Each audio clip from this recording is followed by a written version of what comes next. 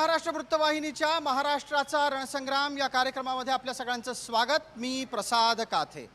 आपण पोहोचलो आहोत पूर्वीचं कलापूर, आत्ताचं कोल्हापूर, छत्रपती शाहू महाराजांची नगरी, पुरोगाम्यांच्यासाठीचं प्रेरणास्थान अशा कोल्हापूरमध्ये। माझ्यासोबत आहेत माझे सहकारी जगदीश देशमुख। नमस्कार, मी जगदीश देशमुख। महाराष्ट्राचा रणसंग्राम स्पेशल पार्टनर राजश्री लॉटरी यामध्ये या कार्यक्रमात आपल्या सगळ्यांचं स्वागत।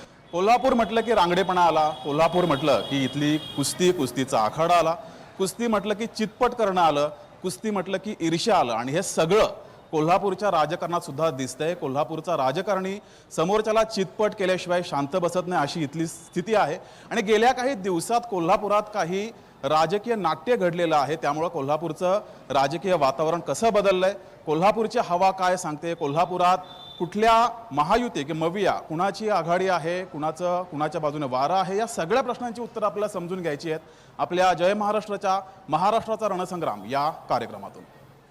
धन्यवाद जगदीश। तर आपल्या सोबत असलेले विविध मान्यवर आता या मंचावर स्थानापन्न झालेले आहेत। मी त्यानिमित्तानं प्रत्येकाशी आपली ओळख करून देतोय आणि त्यांच्याकडूनच आपण त्यांचा परिचय करून घेऊ।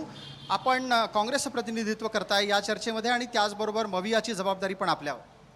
नमस्कार, मी सरला पाटील, माजी महिला काँग्रेस जिल्हाध्यक्ष, उपाध्यक्ष महिला काँग्रेस प्रदेश, AICC मेंबर आणि सध्या ज्येष्ठ कार्यकर्ती। बिलकुल। आपण भारतीय जनता पार्टी आणि महायुतीचं प्रतिनिधित्व करताय। मी महेश जाधव, भाजपा महाराष्ट्र सचिव, महायुतीचा प्रचार प्रमुख। मी किशोर गाडगे, शिवसेना उपजिल्हा प्रमुख। या चर्चेमध्ये आपल्यासोबत राजेश लाटकर जोडले गेलेले आहेत। राजेश जी, पूर्ण देशावालाच आता आपला परिचय झालेला आहे असं म्हटलं तरी काही वावगं ठरणार नाही आणि त्याही निमित्तानं आपण आत्ताच्या घडीला कोणत्या भूमिकेत आहात तेही सांगावं। नमस्कार, मी राजेश भरत लाटकर। आत्ताची माझी भूमिका म्हणजे ही महाविकास आघाडी पुरस्कृत माझी उमेदवारी आहे आणि राष्ट्रीय काँग्रेस पक्षाला जागा असल्यामुळं मी काँग्रेसचा कार्यकर्ता होतो आहे आणि राहणार आहे, ही माझी भूमिका आहे। बिलकुल, आपण काँग्रेसचे अधिकृत आणि पुरस्कृत उमेदवार आहात। आपल्यासोबत आणखीन एक मान्यवर आहेत। नमस्कार, मी अभिजित राऊत, महाराष्ट्र नवनिर्माण सेना या पक्षाचा कोल्हापूर उत्तरचा अधिकृत उमेदवार। सन्माननीय राजसाहेब ठाकरे यांनी मला या कोल्हापूर उत्तरमधून लढण्याचं बळ दिलेलं आहे आणि मी तर राजसाहेबांचं बळ देऊन या कोल्हापूरमध्ये निवडणूक लढवत आहे। बिलकुल। महत्त्वाचा विषय असा की या आपल्या कार्यक्रमामध्ये दोन उमेदवार आहेत। आपण चर्चेला सुरुवात करताना सर्वप्रथम राजेशजी मी आपल्यापर्यंत येतो। आपली चिन्ह कुकर आहे, कुकरची शिट्टी वाजणार का शिट्टी वाजली आहे? कुकरची शिट्टी वाजून त्याच्यात चांगलं सकस अन्न तयार झाले आणि या महाविकास आघाडीच्या माध्यमातून हे सकस अन्न महाभोजनाच्या माध्यमातून मुंबईच्या विधानपर्यंत पोचणार आहे। आपला यावरचा प्रतिक्रिया लागेल याच्यावरची पटकन, कारण यांच्या समोरची प्रतिनिधित्वाची आणि त्याचबरोबरची उमेदवारी आत्ताची आपल्याच पक्षाची आहे, विद्यमान आपले उमेदवार आहेत। सन्माननीय राजेश लाटकर यांची काँग्रेसकडून उमेदवारी झाल्यानंतर आम्ही त्याचं स्वागत केलं होतं, कारण ही शेवटी लोकशाही आहे आणि निवडणूक लोकशाही मार्गाने व्हायला पाहिजे।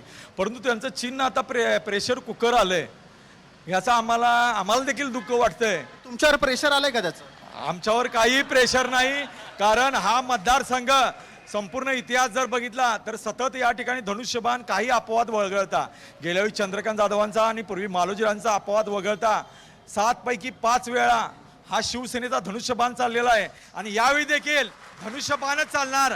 आणि या ठिकाणी जे बसलेले आहेत, जे त्यांच्या मित्र पक्षाचे लोक ते पुरस्कृत आहेत, त्यांनी विचार करावा। पूर्वी जे धनुष्यबाणावर बटन दाबत होते त्यातले बरेच जण या ठिकाणी आहेत। त्यामुळे मला पुढचा मुद्दा घ्यायला लागेल। ताई, आपण इतक्या ज्येष्ठ काँग्रेसच्या कार्यकर्त्या आहात, फार दयनीय परिस्थिती वाटतेय पश्चिम महाराष्ट्रात काँग्रेसची आणि एकूणच जे कोल्हापुरात झालं ते वाईट झालं असं नाही वाटत? बिलकुल वाटत नाही। त्याचं कारण असं आहे, आम्ही भाजपा मुक्त कोल्हापूर बंटी साहेबांनी केलेलं आहे आणि फक्त एका मतदारसंघापुरतं नाही आहे, पूर्ण जिल्ह्याभर हे नेटवर्क तयार आहे आमचं। आणि जरी चिन्ह बदललं असलं तरी तो मूळचा काँग्रेसी आहे, काँग्रेसचे विचार मूळचा होता तर त्यांच्याबरोबर असा अन्याय करायची काय गरज? अन्याय नाही, काही घडामोडी घडल्या असतील त्या आमचा अंतर्गत पक्षाचा प्रश्न आहे आणि ह्याचा कुठेही काही परिणाम निवडणुकीत दिसणार नाही याची आम्हाला 100% खात्री। पंजाचं चिन्ह गायब झालं ना, काही फरक पडत नाही, उमेदवार पक्षाचा सगळ्यांना माहित आहे। आणि आम्ही समर्थ आहोत हे नवीन चिन्ह घेऊन समोर जायला. ठीक आहे, आपण असं म्हणताय भारतीय जनता पार्टी मुक्त कोल्हापूर करायला निघालेले आहे. तांबाबाईचं कोल्हापूर आहे. भारतीय जनता पार्टी ही हिंदुत्वाचा नारा घेऊन चालली आहे.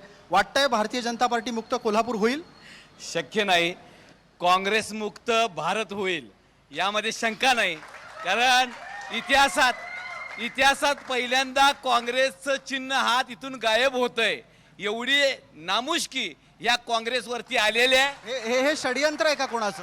हे षडयंत्र कुणाचं नाही. हे अंतर्गत लाताळी, एकमत नाही, समन्वय नाही.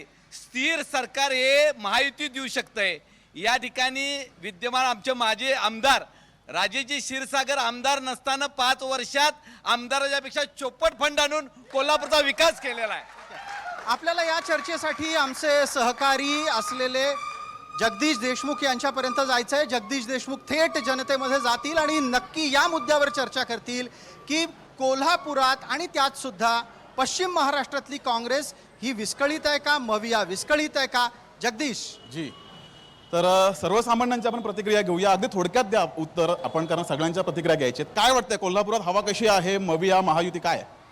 मला एकच गोष्ट सांगायची आहे. लाटकर साहेब आता जे म्हटले की कुकरची शिट्टी वाजली पण आणि सकस अन्न शिजलं पण हे शिजण्यापाठीमागं मधुरिमा राजेंचा त्याग आहे हे त्यांनी विसरू नये. शेवटी एका महिलेनं त्याग केला. आता ही लोक म्हणतात की हा आमचा उमेदवार आहे, आमचा उमेदवार आहे. मग मधुरिमा राजेंना उमेदवारी देताना लाटकरांच्यावर अन्याय का केला?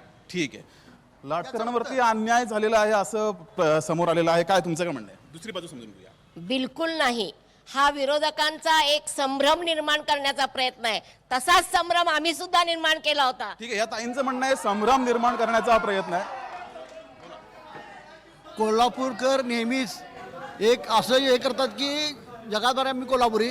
आजपर्यंत कोल्हापूरकर जे खासियत आहे की बलाढ्य हत्तीबरोबर लढलं जाते फक्त कोल्हापूरमध्ये आहे.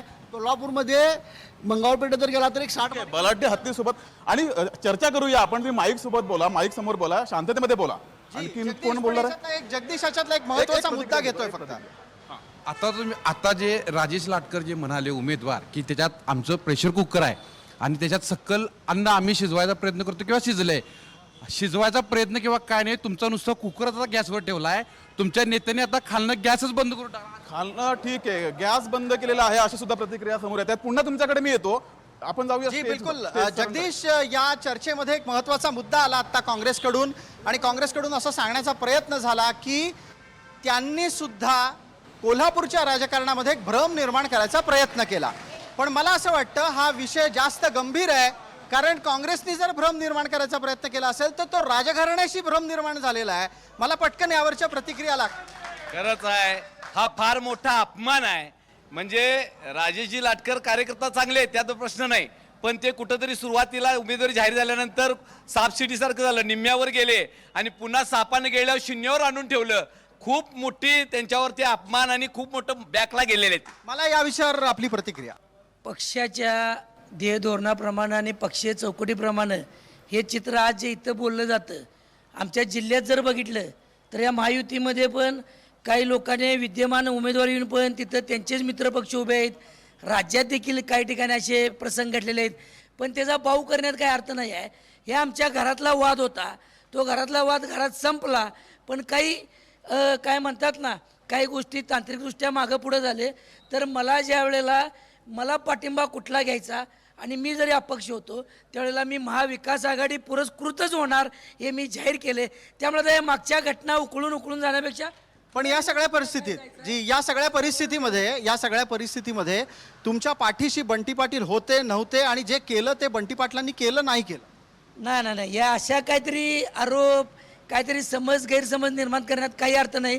तो आमचा कार्यकर्त्यांचा हट्ट असतो की मला तिकीट मिळालेलं, मला का नाकारलं, तो AICC कडून काय निर्णय झाला, या सगळ्या पक्षीय ते चौकटीतल्या गोष्टी आहेत. नेते कधीही कुठल्याही पक्षाचा आदेश येईल त्याप्रमाणे ते काम करत असतात.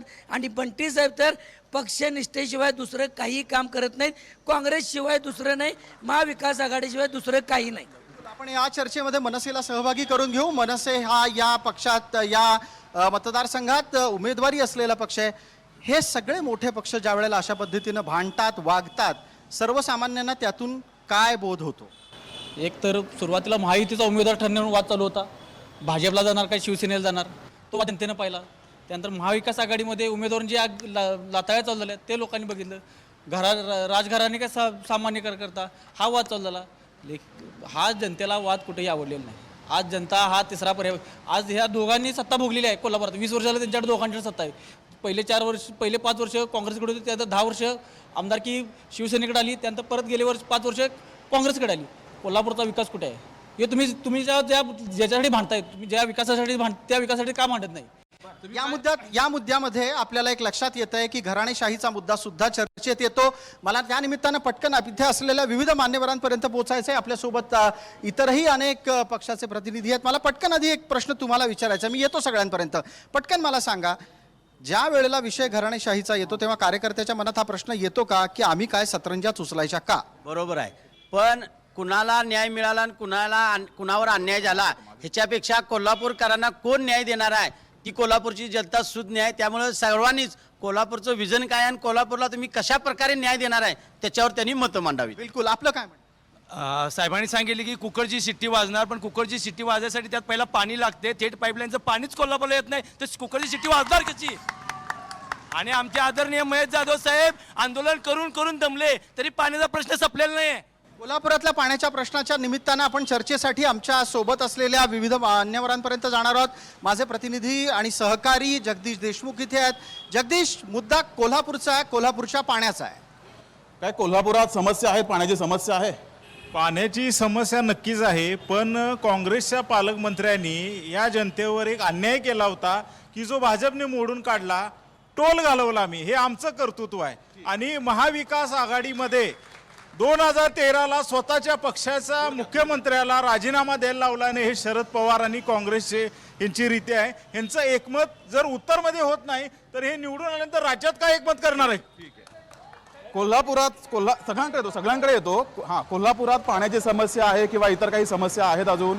कोल्हापुरात पाण्याच्या समस्या आहेत म्हणतात ना, कोल्हापुरात पाण्याच्या समस्यांना कुठून दिसतात? पाण्याचं पाईपलाईनचं काम कंप्लीट झालेलं आहे. आणि दुसरी महत्वाची गोष्ट म्हणजे चंदगडगाव सारख्या ठिकाणी ह्यांचं सरकार अदानीला पाणी विकते, त्याचं काय करणार आहे? ठीक आहे, हां बोला. मुळात कोल्हापुरात विकासाच्या मुद्द्यावर बोलायचं झालं तर आज जे काही बोर्ड लागले होते कोट्यावधी रुपयाचे, ते आता कुठे गेलेत आणि रस्त्याची काय अवस्था आहे याची एकदा सूक्ष्म नजरेनं फक्त चौकशी करावी. ठीक आहे, मागे जाऊया. मागे पण काही मान्यवर आहेत, सर्वसामान्य नागरिक आहेत. सर, आपल्याला काय वाटतं?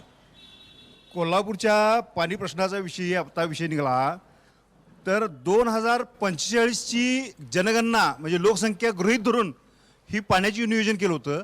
आणि आत्ता बघितलं तर पाण्याचं नियोजन 2023 आणि 24 मध्येच पूर्णपणे कोलमडलेलं आहे. आणि 2045च्या बाता कशाला करायच्या? ठीक आहे. आणखीन इकडून 1-2 प्रतिक्रिया घेऊया, नंतर मग पुन्हा स्टेजकडे जाऊया. कोल्हापुरातमध्ये कोणताही विकास झालेला नाही आहे, फक्त त्याचा उहापोह केला जातो. आजपर्यंत पंचगंगा नदी काठावर अतिशय 5 कोटीचे दिवे लावलेत. त्या दिव्याचं काय झालं या लोकांना माहिती आहे. त्यामुळं यावेळी मनसे हा अतिशय चांगला पर्याय कोल्हापूर समोर आहे. तर कोल्हापुरात फक्त उहापोह केला जातो, इथे कुठलाही विकास झाला नाही अशा सुद्धा प्रतिक्रिया समोर येतात. सर, धन्यवाद जगदीश. आपण कोल्हापुरातल्या मुद्द्यांची चर्चा करतोय. कोल्हापुरातल्या विकासाचा प्रश्न आहे आणि त्याचबरोबर आपल्याला पश्चिम महाराष्ट्रातलेही इतर मुद्दे घ्यायचे आहेत. मला आधी पटकन इथे उपस्थित असलेल्या उमेदवारांच्याकडून हे जाणून घ्यायचं आहे की त्यांना मतदान का करावं आणि त्यांच्याकडे कोल्हापुराच्या त्यांच्या मतदारसंघाच्या पश्चिम महाराष्ट्राच्या दृष्टीनेही काही योजना आहेत का? सुरुवात तुमच्यापासून. सन्माननीय राजसाहेब ठाकरे यांनी महाराष्ट्राची विकासाची ब्ल्यूप्रिंट सादर केली होती. आजपर्यंत देशभरात एकमेव नेता आहे ज्यानं विकास ब्ल्यूप्रिंट कशी असावी हे सादर केली होती. आज कोल्हापूरचा विकास बघायला गेलं तर कोल्हापुरात कुठेही सुविधा नाहीत. पर्यटकांचा बघायला गेलं पर्यटक आज कुठलाही खुशी नाही, तो त्यांना कुठलेही समाधान व्यक्त नाही. तुमचा स्कीम, तुमच्याकडे काय योजना आहे? मला जर या जनतेने निवडून दिलं तर कोल्हापूरचे जे मूलभूत प्रश्न आहेत, आज कोल्हापूरला आज मूलभूत गरजेसाठी जो कोल्हापूरकर नाराज आहे त्या सगळ्या मूलभूत गरजा मला पहिल्यांदा भागवायच्या आहेत. बरं, तुमचं म्हणणं आहे की मूलभूत गरजा त्यांना भागवायच्या आहेत. आपण चर्चेसाठी पुढे जातोय, मी आपल्यापर्यंत येतो. पटकन एकदा भारतीय जनता पार्टीच्या आणि त्याचबरोबर शिवसेनेच्या प्रतिक्रिया घेऊ. उमेदवार तुमचा इथे नाही आहे, तुम्ही त्याचे प्रतिनिधी आहात, पण कोल्हापूरला काय हवंय जे तुम्ही देऊ शकाल? आता कोल्हापूरला तशी प्रश्न बघितले तर खंडपीठ एक झालं पाहिजे. कोल्हापूरच्या वाहतुकीचा एक प्रश्न आहे, पर्यटनाच्या दृष्टिकोनातून डेव्हलप होण्याची आवश्यकता आहे. या समस्याबरोबर बाकीच्या मूलभूत अंतर्गत रस्ते तर आता आमच्या महाविकास आघाडीच्या माध्यमातून या उमेदवारांनी आता 100 कोटी रुपये फंड आणला आहे, त्याची कामं सुरू आहेत. पण याबरोबर हे सरकार या अगोदर काँग्रेसच्या आमदारांनी काय केलं असं म्हटलं तर काय होईल या संदर्भामध्ये? काँग्रेसच्या आमदारांनी कोट्यावधी रुपयाचे फंड आणलेले आहेत जिल्ह्यामध्ये. प्रत्येक मतदारसंघामध्ये त्या उमेदवाराला बळ दिलेलं आहे मागील आमदारांना आणि त्याप्रमाणे विकासही झालेला आहे. आपण जर म्हणता की आत्ता आमची भूमिका आता उमेदवार आहेत ना तुमचे, त्यांना विचारूयात आपण आत्ताची भूमिका काय आहे. राजेशजी, हे बघा, विकासाच्या गप्पा सगळेच पक्ष मारता, पण किती जरी कोणी काय बोललं तर प्रत्येकजण त्याच्यावर आक्षेप घेऊ शकतं. मी एकच सांगतो, आमच्या सहकार्याने सांगितले, हजारो कोटीचे आकडे कोल्हापूरकरांना दाखवले.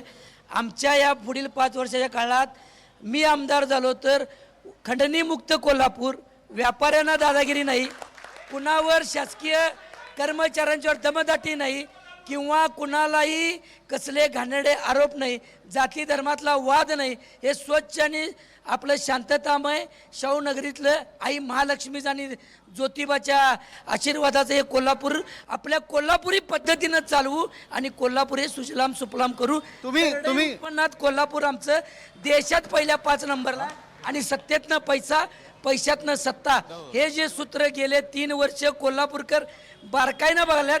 कोट्यावधीचा आकडा डिजिटलवर दिसतो. मला एका पुढचा मुद्दा आहे. तर नेत्यांची वाढते. राजू लटकरची आज जी डिक्लरेशनची प्रॉपर्टी आहे त्या दरमहा जी नैसर्गिक वाढ आहे तेवढीच होईल ही या कोल्हापूरकरांना मी ग्वाही देतो. पण तुम्ही जेव्हा असं म्हणता की कोल्हापूर खंडणी मुक्त करू, कोण खंडणी वसूल करतं? तुमचा आक्षेप थेट राजेश क्षीरसागरांवर आहे. नाव घ्यायला घाबरताय का आपण? हे कुणाला घाबरायचं आणि कुणाला जुमानायचं, आम्ही कोल्हापुरी लोक आहोत, ह्या शाहू स्मारकच्या भावनात आहोत. हे मी खंडणीचं राजकारण कोण करतं? मी जे बोललो, ज्याला टोपी बसाई त्याला बसते, जे त्याला लागेल आणि कोल्हापूरकर ते उत्तर लागेल. खंडणीचं राजकारण कोल्हापुरात चालतं. तुमचा उमेदवार समोर आहे, तुम्ही करता का? तुमचा उमेदवार करतो का? त्यांनी नाव घेतलेलं नाही, त्यांनी नाव घेऊन आरोप करावा आणि जर असा काय प्रकार कुठं घडत असेल तर त्याच्याविरुद्ध कायदेशीर मार्ग आहेत, त्यांनी कंप्लेंट करावी. आता हे म्हणजे कसं आहे माहिती काय, आता निवडणूक आल्यात म्हणून काहीतरी खोटे आरोप करायचे आणि आता आपण विकासाचं सांगितलं, विकास आता चालू आहे, विमानतळाची कनेक्टिव्हिटी आहे, वंदे भारत एक्सप्रेस चालू आहे, 42 कोटीचा निधी आलेला बघा, खंडणीचा विषय म्हणतात. या कोल्हापुरात सगळ्यात मोठा प्रोजेक्ट IRBचा आला. ह्या IRBच्या प्रोजेक्ट मध्ये कोट्यवधी रुपयाचा ढपला कुणी पाडला? ती खंडणी होती.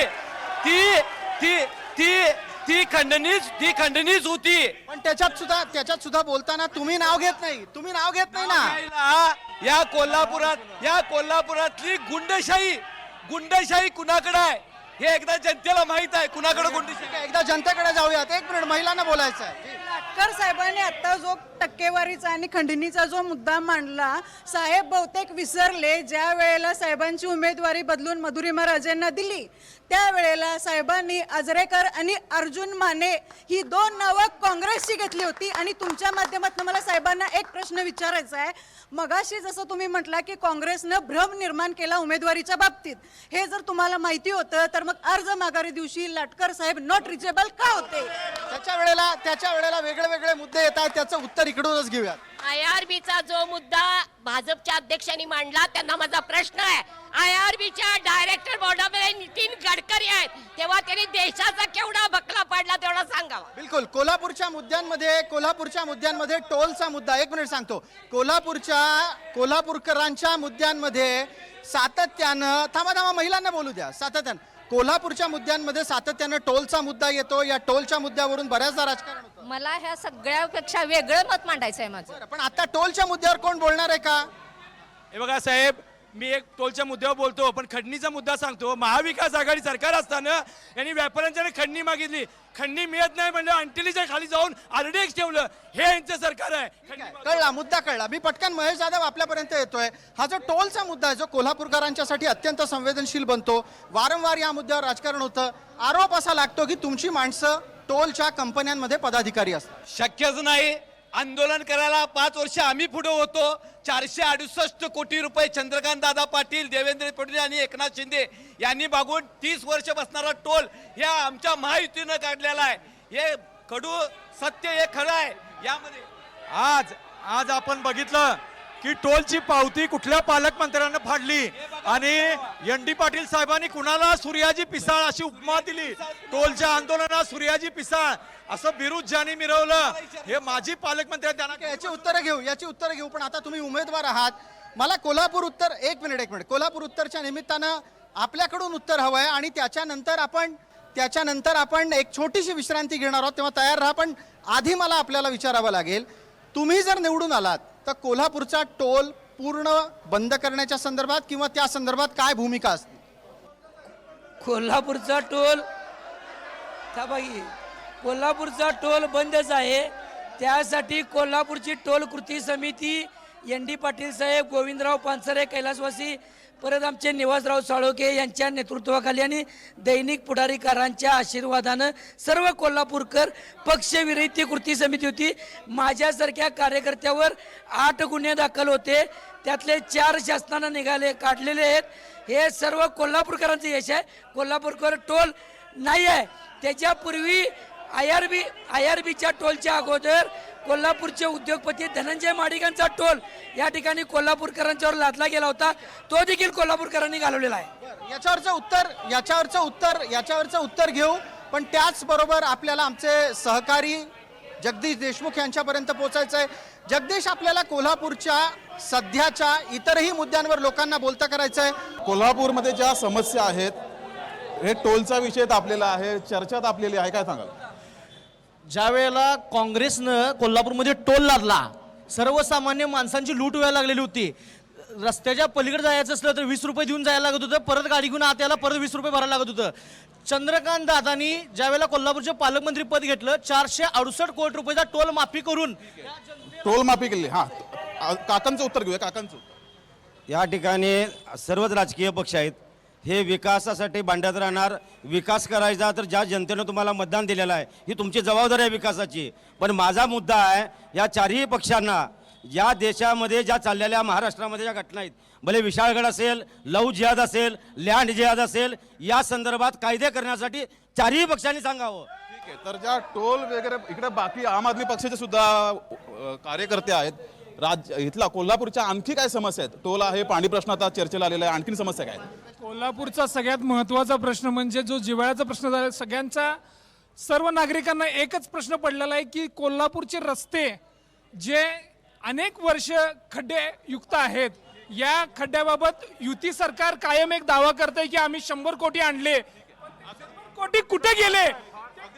नाही, कोल्हापूर ऐतिहासिक शहर आहे आणि कोल्हापूर शहराची ओळख पंचगंगा नदीकाठचं शहर म्हणून आहे. जर नदी उशाला होती तर बाहेरनं पाणी आणायची काय गरज होती? माझ्यासोबत असलेल्या पक्षप्रतिनिधी जरी वाटत असल्या तरी पण महिलांचा आवाज म्हणून आपण त्यांच्याशी बोलतं करतोय. बसून बोललात तरी चालेल. माझा विषय आहे आता सध्या सगळ्यात जास्त चर्चेत असलेला मुद्दा, लाडकी बहीण योजना. मी पटकन प्रत्येकासमोर माईक आणेन, कृपया थोडक्यात बोला. लाडकी बहीणचा फायदा कोणाला होणार आहे? लाडक्या बहीण योजनेचा फायदा नक्की शिंदे साहेबांना होणार, महायुती सरकारला होणार. लाडकी बहिणीचा फायदा हा गोरगरिबांना, गरजू महिलांना, त्यांना स्वतःचं काहीतरी करण्यासाठी दिला आहे. भारताला खूप मोठा इतिहास आहे जिथे महिलांचा मान सन्मान नेहमीच ठेवला गेला. म्हणजे ज्याच्यामध्ये आज अंबाबाईचं स्थान असू दे किंवा ताराराणींनी लढवलेल्या औरंगजेबाचा असू दे, आणि त्याच पद्धतीनं त्यांचा मान सन्मान ठेवण्याचं काम आज भारतीय जनता पार्टी आणि त्यांचेच आमचे आधारस्तंभ भारताचे पंतप्रधान आदरणीय नरेंद्र मोदीजी यांनी ठेवला आहे. आणि तोच स्त्रोतक म्हणून आज खऱ्या अर्थानं सरला त्यांनी एक सांगितलं की आज आम्हाला थोड्या वेळात बोलायचं आहे. मी येतो परत आपल्यापर्यंत येतो. काँग्रेसचा आवाज घेऊ द्यात, ऐकू द्यात. लाडक्या बहिणीचं जे योजना आहे त्याबद्दल आम्हाला काही नाही, आम्ही स्वागतच करतो त्यांचं. पण अरे वा, काँग्रेस स्वागत करते लाडक्या बहिणीचं, ही तर मोठी बातमी निघाली. पण ऐका, आम्ही त्यांचं स्वागतच करतोय. पण त्यांच्या आजच्या महिला आणि मुलींचा जे सुरक्षतेचा प्रश्न आहे त्याचं काय? आम्हाला यांची भीक नकोय, आम्हाला सुरक्षा पाहिजे आहे. सुरक्षेच्या मुद्द्यावर उत्तर घेऊया. सुरक्षेच्या मुद्द्यावर एक मिनिट, आम्ही पक्षभेद न ठेवता सगळ्यांना लाभ मिळालेला आहे आणि तुमच्या पक्षातल्या महिलांना सांगायला पण लागणार नाही. त्यांचं हाताचं बोट आपोआप धनुष्यबाण चिन्हाच्या बटनावर तेच जाणार. ठीक आहे. हा मुद्दा आता सुरक्षेचा होता, सुरक्षेवर बोलायचं. सुरक्षेच्या मुद्द्यावरतीच मी बोलतोय सर. कालचा जर लाईव्ह कोणी बघितला नसेल, महायुतीचा मेळावा जर बघितला नसेल तर त्यांनी घरी जाऊन परत एकदा बघावा. त्या वचनपूर्तीच्या नाम्यामध्ये 25,000 युवतींना पोलीस भरतीसाठी महायुतीने वचनपूर्तीनामा दिलेला आहे. ठीक आहे, थोडक्यात तुमच्या लेखी सुरक्षितता आहे. आपण बोला. मला एक मुद्दा मांडायचा आहे. आता जे सगळे राजकारणावर बोलतात, पण महिला मुलींच्या अत्याचार जो होते त्याच्यावर एकाचही कुणाचंही भाष्य झालेलं नाही. तुम्हाला काय वाटतं, सुरक्षित आहेत का महिला? महिला मुली अजिबात सुरक्षित नाही. त्यांचा कोणी कुठलाच राजकारणी कुठल्याही सभेत किंवा कुठल्याही भाषणात उल्लेख साधा करत नाहीत. 2 वर्षाच्या मुलीपासून 60 वर्ष म्हातारीपर्यंत अन्याय होतोय, पण ह्याचा कुणीही साधा उल्लेख केलेला नाही. बरं, महिलांच्या सुरक्षिततेच्या संदर्भात आपलं काही म्हणणं आहे का? महिलांना नाही, जे महिलांसाठी करायचं आहे ते करत नाहीत. नको ते करायला नको आहे. जे महिलांना पाहिजे आहे, संरक्षण पाहिजे प्रत्येक गोष्टीवर. आम्ही आता बसमध्ये गेलो, कुठेही रिक्षात असलो, जे संरक्षण पाहिजे ते संरक्षण मिळत नाही. नको तिथं संरक्षण आम्हाला करायचं आहे काय? करायला पाहिजे ते करत नाहीत. 1 मिनिट, महिला बोलणार आहेत त्यामुळे मी महिलांना प्राधान्य देणार आहे या चर्चेमध्ये. कालच्या जे करायला पाहिजे ते करत नाहीत, नको ते करतात, हा मुद्दा कितपत बरोबर आहे? कालच्या आदमापूरच्या सभेमध्ये उद्धव साहेबांनी पहिला जाहीर केलं होतं की महिलांना हे करणार म्हणून, आणि संध्याकाळी ह्यांनी जाहीर केलं. म्हणजे पक्ष पण चोरताय, चिन्ह पण चोरताय, आयडिया पण चोरताय, म्हणजे सगळं तुम्हाला आमचंच पाहिजे आहे. याच्यावरचं उत्तर लागेल. तुम्ही बोललाय, तुम्ही 2दा बोललाय, तुम्हाला उत्तर द्यायचं आहे. एका तुम्ही पक्ष चोरताय आणि आयडिया चोरताय असा आरोप आहे. 50% महिलांना दिलेली जी ST मध्ये सवलत आहे, त्याच्यानंतर मुलींचं मोफत शिक्षण आहे, लाडकी बहीण योजना, हे सगळं आम्हीच राबवलंय. हे काय करतात, फक्त आयडिया सांगतात, त्यांच्या कागदावर असतात, दुसरं काही होत नाही. आणि दुसरी गोष्ट जर एखाद्या महिलेला बकरी म्हणतात, एखाद्या महिलेला माल म्हणतात, ह्यांची महिला सुरक्षितता ह्यांनी आधी ठरवावी. काय बोला. मला फक्त एकच विचारायचं आहे, महिला सुरक्षेविषयी जी लोक आता बोलायला लागलेत, कर्नाटकमध्ये ह्यांच्याच आमदारांनी सांगितलं, बलात्कार जर तुम्हाला रोखता येत नसेल तर खाली झोपून आनंद घ्या. तुम्ही कुणाकडे सुरक्षा मागताय ह्याचा विचार करा. कोल्हापुरातल्या या नगरीमध्ये आपण पोहोचलोय आणि या निमित्तानं आता चर्चा पुढे नेत असताना काही मूलभूत मुद्द्यांवर आपल्याला लोकांना बोलतं करायचं आहे. प्रत्येक निवडणुकीमध्ये आश्वासनं भारंभार असतात, मुद्दा रोजगाराचा असतो. आता जसं तुम्ही जर बघायला गेला तर महाराष्ट्रात जवळपास 62 लाख युवक बेरोजगार आहेत, आणि त्याच्यामध्ये जर पोलीस भरतीचा जर मुद्दा उचलला तर 18,000 फॉर्म भरायची क्षमता असते, आणि जवळपास 18 लाख लोक फॉर्म भरतात. त्याच्यामध्ये 1.5 लाख लोक हे कोल्हापूरमधून येतात. तर या लोकांना निवडून कशासाठी दिलेलं आहे? आम्ही युवकांनी करायचं काय? तर हा एक महत्त्वाचा मुद्दा आहे. बिलकुल, आम्ही युवकांनी करायचं कायचं उत्तर आपल्याला विद्यमान सरकारच्या प्रतिनिधींकडून लागेल. आज आपण पाहिलं असेल की महाराष्ट्र शासनानं संपूर्ण देशात पहिल्यांदा लाडका भाऊ ही योजना चालू केली. युवकांना रोजगाराचा प्रश्न सुटतोय. युवकांना कौशल्य विकास मिळावा आणि स्टायपेंड मिळावा यासाठी शासनाने योजना ही जाहीर केली. आज त्यांनी सांगितलं की कोल्हापुरात IT क्षेत्रात, पुन्हा मुंबई मोठ्या शहरात आपल्या इथले युवक जातात, म्हणून कोल्हापुरात IT पार्क प्रस्तावित आहे, त्याचं काम चालू आहे. दुसरी सगळ्यात महत्त्वाची गोष्ट आमच्या म्हणजे मित्रानं सांगितलं की या ठिकाणी अनेक तालुक्याच्या ठिकाणी त्याचबरोबरीनं आपली आणखी एक MIDC प्रस्तावित आहे. त्याचबरोबरीनं संपूर्ण तालुक्याला ITI म्हणजे कौशल्य विकासचं प्रशिक्षण द्यायचं चाललंय. आपल्याकडे विविध योजना दिसत आहेत. मी परत एकदा आपल्यासोबतच्या इतर प्रेक्षकांपर्यंत पोहोचतोय. मला सांगा, लोकसभेच्या वेळेला जेव्हा मुद्दा उपस्थित झाला तो होता संविधान बदलण्याचा, विधानसभेच्या कालावधीमध्ये हा प्रचार उपयोगी पडेल का? संविधान बदलाचा उपयोगी पडणार नाही, पण SC ST जे प्रवर्ग आहेत त्यांना जे क्रिमिनल आणि अबकड जे क्रिमिनल उपवर्गीकरण केलेलं आहे ते उपवर्गीकरण त्याचा मुद्दा, आणि जे OBC आणि मराठा समाजाला जे आरक्षणाविषयी जे आहेत ते विषय जास्तपणे विधानसभेमध्ये चालेल. आता आपल्याला काय वाटतं या? निश्चितपणे लोकसभेमध्ये काही पक्षांनी संविधानाला धोका आहे म्हणून आम्हाला टाचेखाली ठेवण्याचा प्रयत्न केला, आणि काही पक्षांनी संविधान वाचवतो असं म्हणून आमची दिशाभूल केलेली आहे. तर या संविधानाचं रक्षण करण्यासाठी बाबासाहेबांच्या विचारांचे, या निळ्या झेंड्याचे, निळ्या स्कार्फचे हे जे काही वारसदार आहेत ते सक्षम आहेत, आणि म्हणूनच Republican party of India Ambedkar या पक्षाच्या वतीनं आमचे 3 उमेदवार या कोल्हापूर जिल्ह्याच्या विधानसभा निवडणुकीमध्ये सरळ रिंगणात आहेत. आजपर्यंत रिपब्लिकन आणि आंबेडकरवादी पक्षांनी नेहमीच संघवादी जातीवादी बीजेपी असो किंवा महाविकास आघाडी असो यांच्या वळचणीला राहिलेले आहेत, परंतु रिपब्लिकन पार्टी ऑफ आंबेडकर या पक्षाने ही भूमिका घेतलेली असून उत्तर विधानसभेमधून मी स्वतः उमेदवार होते, परंतु पक्षाचं धोरण आहे की आम्ही कधीही ज्या बाबासाहेबांना शाहू महाराजांनी, राजर्षी छत्रपती शाहू महाराजांनी मदत केली, त्या बाबासाहेब शाहू महाराजांच्या घराण्याविरोधात लढायचं नाही म्हणून मधुरी महाराज यांची उमेदवारी दाखल झाल्याच्या नंतर मी माझा अर्ज माघारी घेतला असला तरी दक्षिण करवीर आणि हातकणंगल्यामधून रिपब्लिकन पक्षाचे उमेदवार आहेत. त्या मोठ्या या निमित्तानं आता जो मुद्दा चर्चेत आलाय त्याच्यावर भारतीय जनता पार्टीचं उत्तर लागणार आहे. भारतीय जनता पार्टीच्या कडून आपण या संविधान बदलाच्या संदर्भात आणि काँग्रेसकडून पण याचं उत्तर घेणार आहोत. मला आधी सांगा, हा संविधान बदलाचा मुद्दा जो मागच्या वेळेला आणला त्याचा तुम्हाला फटका बसला, यंदा काय दिसतंय? भारतरत्न डॉक्टर बाबासाहेब आंबेडकरांनी संविधान लिहिलं. याच डॉक्टर बाबासाहेब आंबेडकरांना 2 वेळा काँग्रेसनं पराभूत केलं. ज्या बाबासाहेबांनी संविधान लिहिलं त्यात 188 वेळा त्या घटनेमध्ये दुरुस्ती काँग्रेसनं केली आणि संविधान बदलणार म्हणून लोकसभेला प्रचार केला. संविधान बदलणं इतकं सोपं नाही, आम्ही लोकांना सांगत होतो, पण दिशाभूल केली. याच काँग्रेसच्या नेत्यानं अमेरिकेमध्ये वॉशिंग्टनमध्ये जाऊन आम्ही हे आरक्षण सगळं काढून टाकू असं जाहीरपणे सांगितलं आणि याच काँग्रेसचे राज्याचे अध्यक्ष नाना पटोले यांनी त्याला परवा 15 दिवसापूर्वी दुजोरा दिला. त्यामुळं संविधान हा विषय लोकांच्या मध्ये फसवणुकीचा प्रकार या महाविकास आघाडीने केलेला आहे हे लोकांना कळलेला. ह्याचं उत्तर मी देते. राहुल गांधीजीने जे अमेरिकेमध्ये वक्तव्य केलं त्याचा छोटासा पार्ट काढायचा आणि त्याची पब्लिसिटी करायचं यांचं नेहमीच आहे. त्यांनी काय म्हटलं होतं, ज्यावेळी आमच्या देशात सगळ्यांना समान अधिकार मिळतील, समानता नांदेल, तेव्हा मी आरक्षण रद्द करायचा विचार करू हे त्यांनी बोलले होते. छोटासा पार्ट काढून त्यांनी विपर्यास केला आणि मग ह्या वक्तव्याचं आम्ही समर्थन करतो. ठीक आहे, थोडक्यात मुद्दा इथे असा दिसतोय की प्राप्त स्थितीमध्ये संविधान बदलाच्या मुद्द्यावर विविध प्रकारचे आरोप प्रत्यारोप झाले. या चर्चेला आणखीन पुढे न्यायचं आहे आणि कोल्हापूरच्या महानगरपालिकेचेही काही मुद्दे आता आपल्याला घ्यायचे आहेत. मला उपस्थित करायचा प्रश्न असा आहे, विद्यमान स्थितीतल्या आमदाराच्या कामावर तुम्ही समाधानी आहात का? थोडं पुढे यायला लागेल तुम्हाला, बोला. गेल्या अनेक वर्ष कोल्हापूर महानगरपालिका ही काँग्रेस राष्ट्रवादीच्या ताब्यात होती. त्यांचे अनेक नेते या ठिकाणी होते. विकास त्यांनी केलेला नाही आहे. 507 जणांचा जो मुद्दा होता कायम करायचा होता, अनेक वर्ष त्यांना का सुचला नाही? माजी गृहराज्यमंत्री बंटी पाटील साहेब होते, त्यांनी विकासाच्या मुद्द्यावर का घेतलं नाही? कोल्हापूरचा विकास त्यांनी का केला नाही? राज्य नियोजन महामंडळाचे अध्यक्ष राजेश क्षीरसागर असतील, एकनाथ शिंदे साहेब असतील, त्यांनी या 507 जणांची दखल घेऊन 507 जण कायम केलीत. आणि जे आता इथं कोणी मुद्दा मांडला की संविधान वगैरे, तर आज मला ठामपणे सांगायचं आहे, जो दलित मतदारसंघ आहे हा महाविकास आघाडीच्या बाजूने नाही तर महायुतीच्या बाजूने राहणार. याच्यावरची प्रतिक्रिया, दलित कोणाच्या पाठीशी आहेत?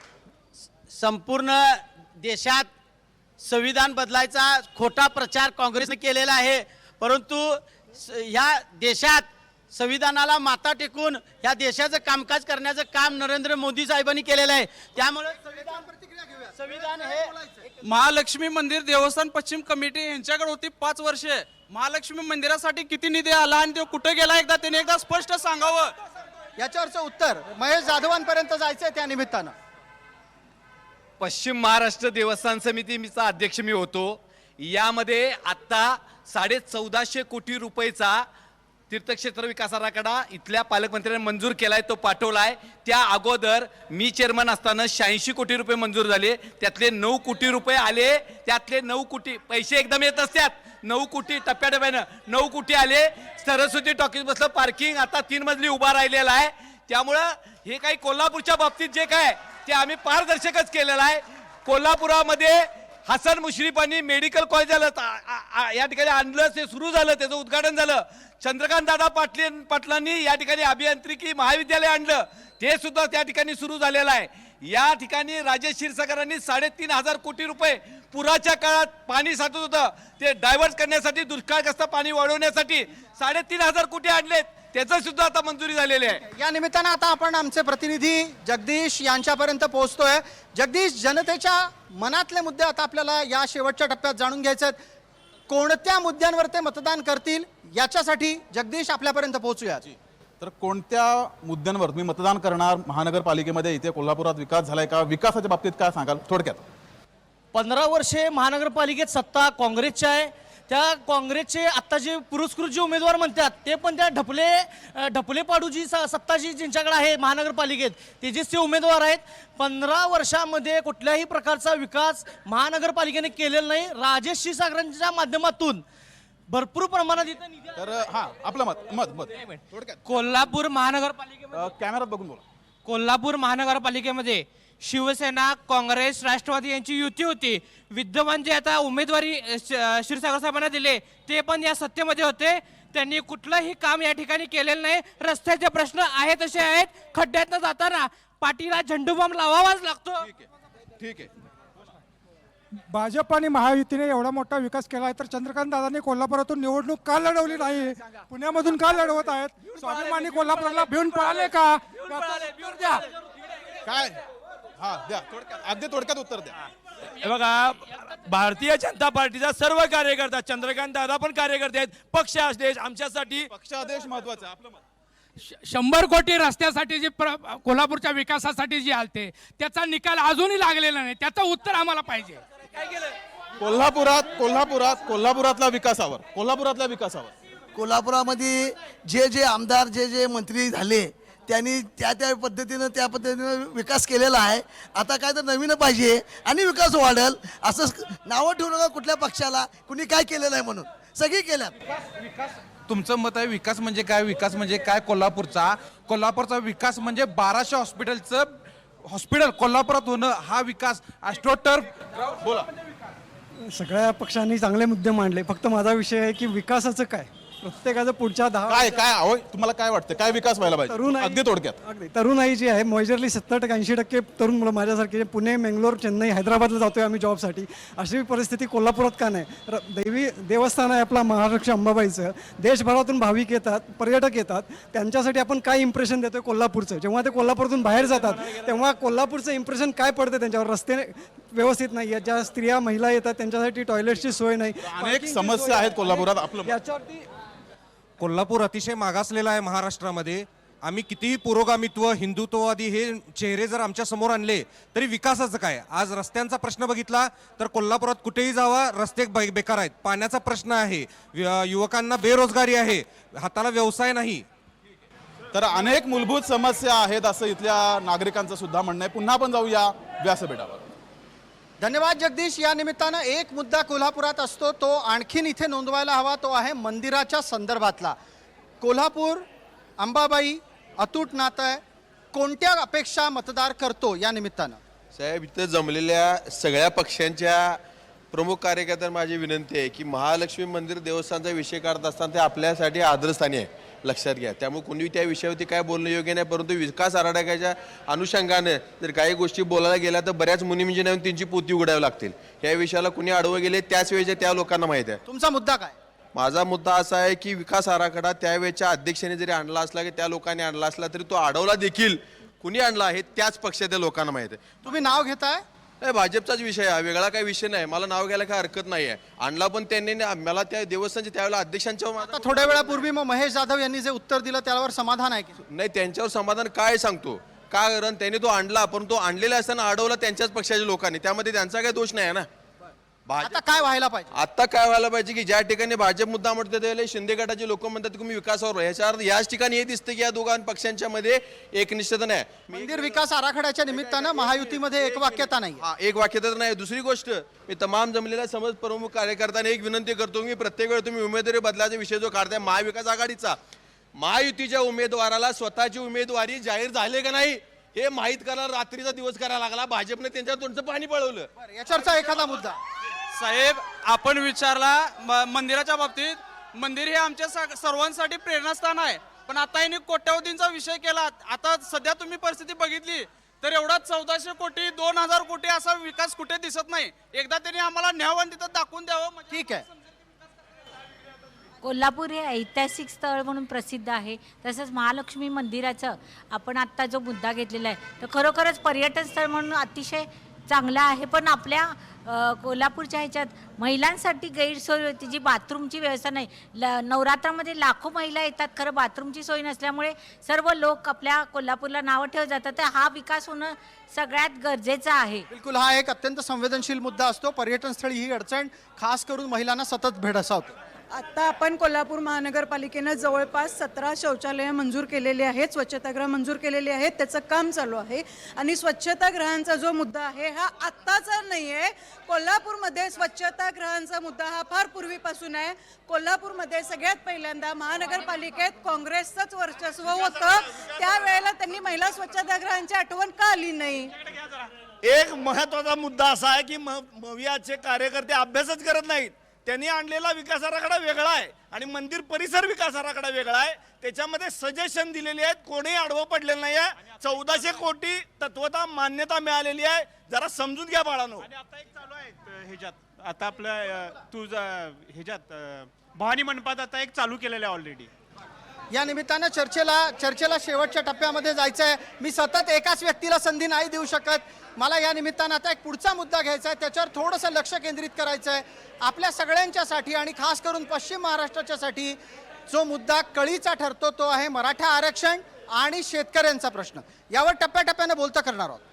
मराठा आरक्षण शिंदे साहेबांनी ऑलरेडी दिलेलं आहे आणि ते 10% आरक्षण दिले. त्याविरुद्ध ज्यावेळी पवार साहेब मुख्यमंत्री होते 12% आरक्षण शिल्लक होतं. ते आरक्षण इतर जाती धर्मांना देऊन ते मराठ्यांना डावलण्याचं काम शरद पवार साहेबांनी केलं आहे. बिलकुल, याच्यावरचं उत्तर कोणाकडे आहे? GR दाखवू देत. ते जर आरक्षण दिले ना तर त्यांनी GR दाखवायला पाहिजे होता. यावर आत्ताच्या घडीला तरी त्यांचं आरक्षण लागू दिसतंय. तुम्हाला ते मान्य नाहीये का? मराठा आरक्षण देतो म्हणून मुंबईपर्यंत बोलवून घेतलीत आणि तिथून मागं घालवलीत. तुम्ही आश्वासनच फक्त देताय. महिलांच्या वरती लाठीचार्ज करून गोळीबार केलात. मराठा आरक्षण का दिलं नाही तर तुम्ही आश्वासन दिलेलं कुठलं पूर्ण केलं आणि कोल्हापूरचा काय विकास आहे? याच्यावरचं उत्तर लागेल आपल्याला. त्याच्यासाठी शिवसेना आणि भारतीय जनता पार्टीपर्यंत पोहोचायचं. आपली भूमिका त्यात तत्पूर्वी एकदा जाणून घेऊ. मराठा आरक्षण दिलं असं सगळे म्हणतात, पण मराठा आरक्षणाला विरोध कोणाचा आहे? सदावर्तेंचा विरोध आहे, हे सगळ्यांना माहिती आहे. सदावर्तेंचा विरोध आहे आणि सदावर्तेंचा विरोध आहे. आणि हा माणूस कोणाचा आहे? सदावर्ते हा भाजपचा माणूस आहे, सगळ्यांना माहिती आहे. याच्यावर एकदा मनसेची प्रतिक्रिया. मग अजून बेरोजगारी तुम्हाला बोलणार होतो, तुम्ही बेरोजगारी बोलू दिली नाही. कोल्हापूर मुद्दा पुढे सरकतायत पटापट. तुम्हाला 2 हाक मारले, तुम्ही बोल. बेरोजगारी बोला विषय झाला तर कोल्हापूरमध्ये IT पार्क होणार नाही. हेच गेले 4 इलेक्शन त्याच्यावरती इलेक्शन लढवले. कोल्हापूरमध्ये IT पार्क काय अजून आलेलं नाही. आता मराठा आरक्षणाचा मुद्दा चालू. मराठा आरक्षणाबद्दल हे 4 पक्ष कायम सांगतात की आम्ही मराठा आरक्षण देऊ दिलं का? हे आता हे जवळपास 10 वर्ष चालू आहे. मराठा आरक्षण हे तुम्हाला जर मंजूर करायचं असेल तर ते संविधान आपल्या लोकसभेमध्ये ते मांडलं पाहिजे. त्याचं हे करून घेतलं पाहिजे. त्यानंतरच तुम्हाला हे मराठा आरक्षण मिळणार आहे. राज ठाकरेंची भूमिका अशी नसते. राज ठाकरेंची भूमिका अशीच आहे.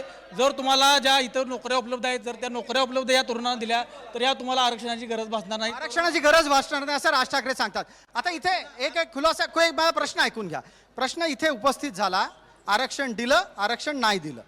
यामध्ये देवेंद्रजी फडणवीस असताना मराठा समाजाला आरक्षण दिलं, हायकोर्टात टिकलं, सुप्रीम कोर्टात टिकलं.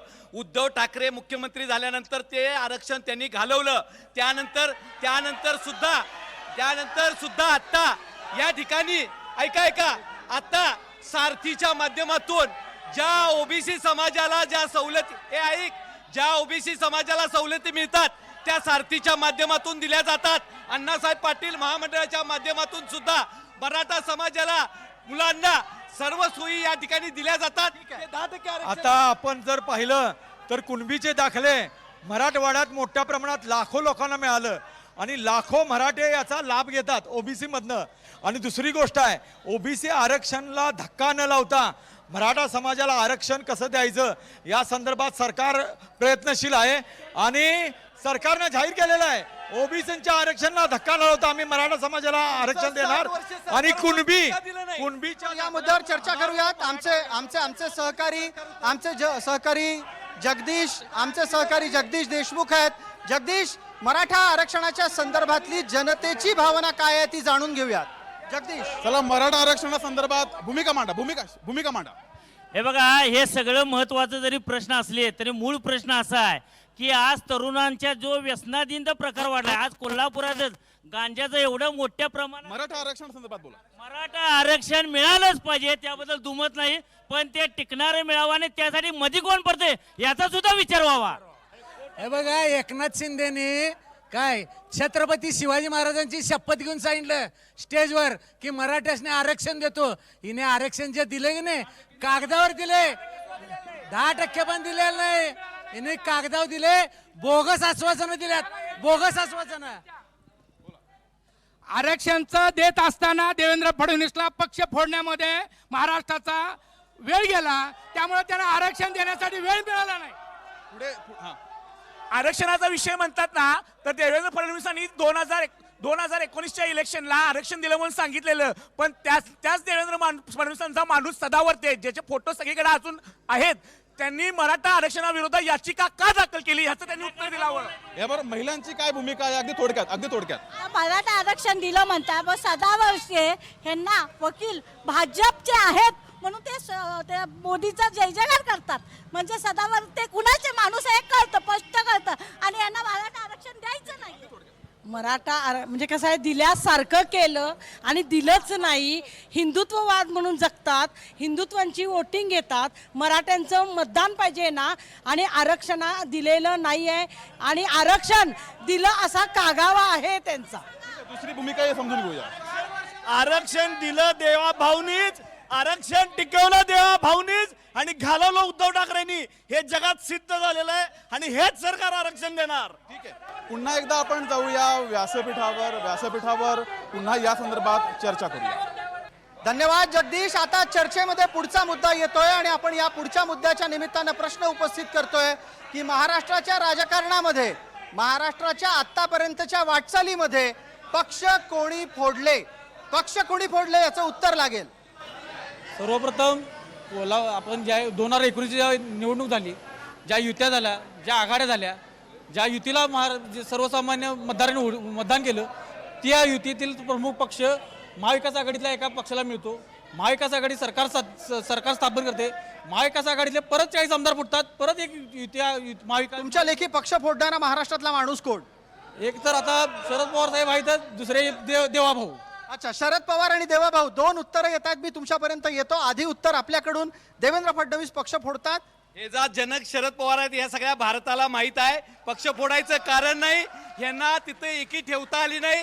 ह्यांच्या जाचाला कंटाळून ते बाहेर पडलेले आहेत. आम्ही कुणाला फोडाफोडी करायला गेलेलो नाही. शरद पवारांचं हे पिल्लू आहे, शरद पवारांचे जनक आहे. ठीक आहे, उत्तर द्यायचं. याच्यापूर्वी बऱ्याच वेळा काही कारणामुळे काही लोकांनी पक्षांतरे केलेली आहेत. ते काय 4 वेळा शरद पवार काँग्रेसमधून बाहेर पडले, 3 वेळा गेले परत. ठीक आहे, जे काय झालं ते झालेलं आहे आता. पण शरद पवार पक्ष पुढे आहेत हा आरोप बरोबर आहे का? ऐकून घ्या, पक्ष काही वेळा काही कारणामुळे फुटलेले आहेत किंवा पक्षांतर झालेले आहेत, पण पक्ष चोरण्याची सुरुवात मात्र भाजपनं केलेली आहे. पक्ष चोरण्याची सुरुवात जी आता सगळीकडे आरोप होतोय की शिवसेना सन्माननीय एकनाथजी शिंदे ही यांच्याकडं बहुमतानं आहे, आणि त्याच्यावर निवडणूक आयोगानं मोहर केली आहे. आणि लोकशाहीमध्ये ज्याच्याकडं बहुमत त्याचा पक्ष. ह्या न्यायानं शिवसेना ही कुठंही चोरलेली नाही किंवा फोडलेली नाही. मूळ शिवसेना जे आहे ते आमच्याकडं आहे, आणि त्याला निवडणूक आयोगानं मोहर दिलेला आहे, आणि कोर्टात देखील आमच्या बाजूने निर्णय लागेल. त्यामुळे आम्ही पक्ष फोडला, चोरला, हे आरोप अतिशय बिनबुडाचे आणि खोटे आहेत. आपण चर्चेच्या शेवटच्या टप्प्यात पोहोचलेलो आहोत. चर्चा आता आटोपती घ्यायची आहे. मी इथे असलेल्या प्रत्येकाला विचारणार आहे की त्यांना कोणत्या मुद्द्यांच्या आधारे मतदान केलं पाहिजे. आत्ताच्या घडीला आपल्याला चर्चेला वेळेच्या मर्यादेमध्ये आटोपतं घ्यायचं आहे. लोकांनी तुम्हाला मतदान का करावं, कोणत्या मुद्द्यांवर करावं? कोल्हापूरचा जर हा इतिहास पाहिला, काँग्रेस आणि शिवसेना या दोघांनी इथे सत्ता उपभोगलेली आहे, परंतु जनतेच्या मूलभूत गरजा आहेत त्या कुठल्याही भागवलेल्या नाहीत. आज जनता यांना दोघांनाही वैतागलेली आहे. ते नवीन पर्याय शोधत आहेत, आणि महाराष्ट्र निर्माण सेना राज ठाकरे हा त्यांच्यासमोर पर्याय दिसतोय, त्यामुळे ते मला मतदान करतील. ठीक आहे, पटकन. भारतीय जनता पार्टी आणि शिवसेनेचा एकत्रित उमेदवार, महायुतीचा उमेदवार आहे, राष्ट्रवादी त्याच्यामध्ये. मतदान का करावं तुम्हाला? आज आपण पाहिलं तर आम्हाला कोल्हापूर हे देशात एक नंबर करायचं आहे. पर्यटन असेल, आज आपण पाहिलं कन्व्हेन्शन सेंटर या ठिकाणी होतंय, विमानतळाच्या वेगवेगळ्या शहराशी कनेक्टिव्हिटी वाढली आहे, वंदे भारत या ठिकाणी चालू झालं आहे. त्याचबरोबर आहे ना, सांस्कृतिक आणि पर्यटन दृष्ट्या ही नगरी महालक्ष्मी तीर्थक्षेत्र विकास, ज्योतिबा विकास आराखडा यातून पुढे चाललेला आहे. सहकारात देखील आपण पुढे चाललेलो आहे. त्यामुळं अशा पद्धतीनं कोल्हापूरचा विकास करून कोल्हापूर देशात एक नंबर आम्हाला करायचं. महाराष्ट्राच्या बद्दल काय उत्तर? पश्चिम महाराष्ट्रामध्ये आता बघितलं तर आज या महायुतीच्या माध्यमातून अनेक प्रोजेक्ट या ठिकाणी आलेले आहेत. या ठिकाणी आपल्याला माहित आहे की रेल्वे सुशोभीकरण असू दे, विमानतळ असू देत, कोल्हापूरचं नाक रंकाळ्यासाठी 20 कोटी आले, त्याचं काम सुरू झालेलं आहे. या ठिकाणी पाणी डायव्हर्ट करण्यासाठी मी काय सांगितलं तो निधी आलेला आहे. या ठिकाणच्या रस्त्याची 5 ठिकाणी रस्त्याची कामं सुरू आहेत. उरलेली कामं पूर्ण करण्यासाठी महायुतीचा उमेदवार निवडून देणं आणि आम्ही तेवढी कामं केल्यात, आमचा अधिकार आहे. लाडकी बहिणीच आम्हाला विजयी करणार आहे 100%. धन्यवाद. या निमित्तानं एक मुद्दा अजून उपस्थित राहतो, तो आहे शेतकऱ्यांना काय हवंय आणि शेतकऱ्यांचा विचार कुणी करतं का? शेतकऱ्यांना सर्व महाराष्ट्रातल्या महायुती सरकारनं ज्या सुविधा दिलेल्या आहेत त्या आमच्यापर्यंत पोहोचलेल्या आहेत. कारण आज आमच्या खेडेगावामध्ये जे शेतकऱ्यांना पैसे मिळाले आहेत त्याच्या माध्यमातून आता सुगीच्या हंगामाला जे लाडक्या बहिणींना पैसे मिळालेत ते पैसे त्यांच्या खात्यावरलं मी स्वतः एका विधवा बाईचं काढून जे बी बियाणे लागत होतं ते त्यांना मी स्वतः आणून दिले आणि हे महायुती सरकारमधून त्यांना मिळालेलं आहे आणि हे कोणीही देऊ शकत नाही. आणि या निमित्तानं आज जो विकासासाठी जो कोल्हापुरात जो निधी आलेला आहे 2.5 वर्षात, जो आजवर काँग्रेस सरकारला जो आणता आला नाही तो महायुती सरकारनं येत्या 2.5 वर्षात एवढा निधी आणलेला आहे. 1985 पासून एवढा निधी आणलेला आहे, तेवढा निधी आम्ही ह्या येत्या 2.5 वर्षात आणलेला आहे खिचून. आपण या निमित्तानं चर्चेच्या समारोपाकडे जातोय. आपल्यासोबत ताई आहेत, काँग्रेसचं प्रतिनिधित्व करतायत. चर्चेच्या या फेरीत शेवटच्या टप्प्यात मला तुम्हाला आणि त्याचबरोबर राष्ट्रवादीला म्हणजे शरद पवार गटालाही विचारायचं आहे की का मतदान करावं तुम्हाला? हे मतदान एक उमेदवार हा निवडून विधानसभेत जाणार आहे. आणि आज महाराष्ट्राची जी स्थिती आहे, महाराष्ट्र विकायला निघालेले आहेत, उद्योग पळायला गेलेत, सगळे चांगले चांगले संस्था सगळे गुजरातला नेत आहेत इथला, त्यामुळे रोजगाराचा प्रश्न निर्माण झाला आहे. हे सगळं बदललं पाहिजे. त्यासाठी एक उमेदवार महाराष्ट्रातला निवडून महाविकास आघाडीचा वरती गेला पाहिजे. दुसरी गोष्ट तुम्ही शेतकऱ्यांची बोलला, शेतकऱ्यांना 1.5 हमीभाव देतो म्हणून माननीय नरेंद्र मोदींनी बोलले होते, त्याचं काहीही झालेलं नाही. शेतकऱ्यांच्या आत्महत्या थांबलेल्या नाही आहेत, त्यांना मिनिमम हमीभाव मिळालेला नाही त्यांच्या उत्पादनाला. ह्या सगळ्या गोष्टी करायची आमची इच्छा आहे, म्हणून आम्हाला लोकांनी मतं द्यावी. एक पटकन शेवटचं उत्तर येतोय. मी उत्तरासाठी येतो. महायुतीच्या काळात कायदा आणि सुव्यवस्थेची परिस्थिती अतिशय वाईट झालेली आहे. महिलांवरचे अत्याचार वाढलेले आहेत. आमदाराची गोळी घालून हत्या करण्यात आलेली आहे. आमदारच्या वडिलाची, माजी मंत्र्याची. एका आमदारानं पोलीस स्टेशनमध्ये जाऊन गोळीबार केलेला आहे. गृहमंत्री सपशेल अपयशी ठरलेले आहेत. त्यामुळे हे सरकार बदलण्याशिवाय आता पर्याय नाही. राज्यामध्ये कायदा सुव्यवस्था आणण्यासाठी, शेतकऱ्यांच्या मालाला दाम देण्यासाठी आणि बेरोजगारांना रोजगार मिळवून देण्यासाठी महाविकास आघाडी सरकार आणायला पाहिजे. ठीक आहे, एक शेवटचं उत्तर पटकन. मला फार वेळ नाही उरला. मी आता चर्चा खूप झाली. मी आता एवढंच सांगतो, 23 तारखेला काय होणार आहे, 23 तारखेला एवढंच मी सांगतो. अरे आवाज कुणाचा? अरे कोण आला? ही चर्चा एखाद्या राजकीय आखाड्यापेक्षा वेगळी नाही. चर्चेच्या समारोपासाठी आपण जातोय आमचे सहकारी जगदीश यांच्याकडे. जगदीश देशमुख. तर कोल्हापुरामध्ये आपला महाराष्ट्राचा रणसंग्राम हा कार्यक्रम सुरू होता आणि या कार्यक्रमात मी सुरुवातीला म्हटलं होतं त्याप्रमाणे कोल्हापूर म्हणजे रांगडेपणा, कोल्हापूर म्हणजे कुस्तीचा आखाडा झाला की ईर्ष्या येते, ईर्ष्या झाली म्हटली की चितपट हा प्रकार येतोच. आणि हे सगळे प्रकार आपल्याला चर्चेमध्ये सुद्धा बघायला मिळाले. अनेक मान्यवर होते, मोठ्या संख्येने गर्दी सुद्धा झाली होती आणि वेगवेगळ्या विषयांवर तितक्याच आक्रमकपणे सुद्धा मांडणी केली गेली होती. तर कोल्हापुरातील या कार्यक्रमात आपण इथेच थांबतोय. महाराष्ट्राचा रणसंग्राम स्पेशल पार्टनर राजश्री लॉटरी. बघत राहा जय महाराष्ट्र.